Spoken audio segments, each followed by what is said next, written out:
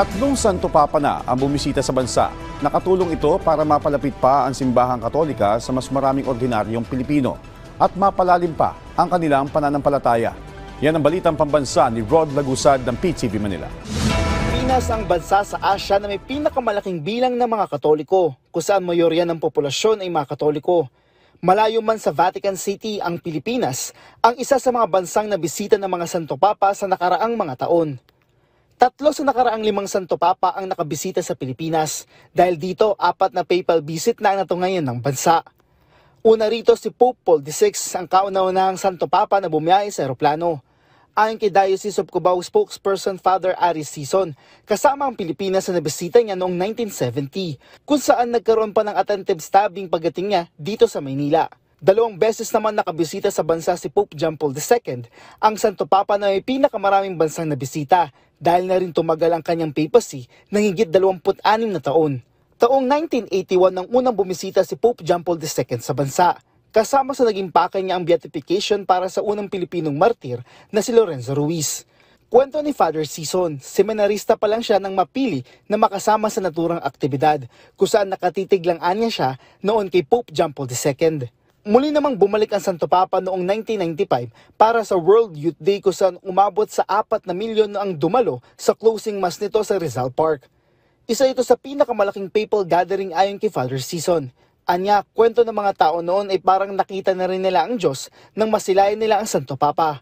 Sa pagbisitang ito, nagkaroon siya ng pagkakataon na mas makalapit pa sa Santo Papa dahil naitalaga siya para maging akay nito sa PICC kasama ang media. I think John Paul II speaks 8 languages. So, yung first 2 sentences, kinakausap niya ako in English. Ikababalik ko lang from Rome, no? So, sinagot ko siya in Italian.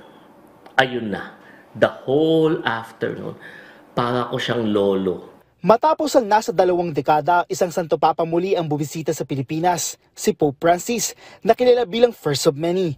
Gaya ng pagiging kauna-unahang Santo Papa mula sa Latin America at ipinanganak at lumaki sa labas ng Europa. Siya rin ang unang Santo Papa na mula sa Jesuit Order. Bumisita siya sa bansa noong January 15 hanggang 19, 2015. Dito siya binansagang Lolo Kiko ng mga Pinoy. Umabot sa 6 na milyon ang dumalo sa isinagawang misa sa Quirino Grandstand. Ito ang itinuturing na pinakamalaking papal gathering sa kasaysayan. Nagdaos rin ng misa ang Santo Papa sa Tacloban kahit masama ang panahon. Pakikiisa ito ng fontip sa mga biktima ng Bagyong Yolanda na nanalasa noong 2013. Di niya ginamit yung prepared homily niya. Siguro dahil sa naramdaman niya talaga yung kalagayan, nakita niya yung mga naulila. He decided to speak from the heart. Dahil dito, mas naramdaman ng publiko ang sinseridad ng Santo Papa sa pagdamay sa kanilang pinagdadaanan. He was a welcoming Pope. And kung maraming tao feeling nila hindi sila karapat-dapat, feeling nila hindi sila pwedeng lumapit kasi makasalanan sila, no? Si Pope Francis opened the doors and said, everyone is welcome.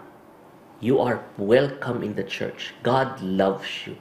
Sa pagpanaw ni Pope Francis, nawalan tayo ng isang Santo Papa na sa pamamagitan niya, napalapit sa atin ang ating Panginoong Hesukristo.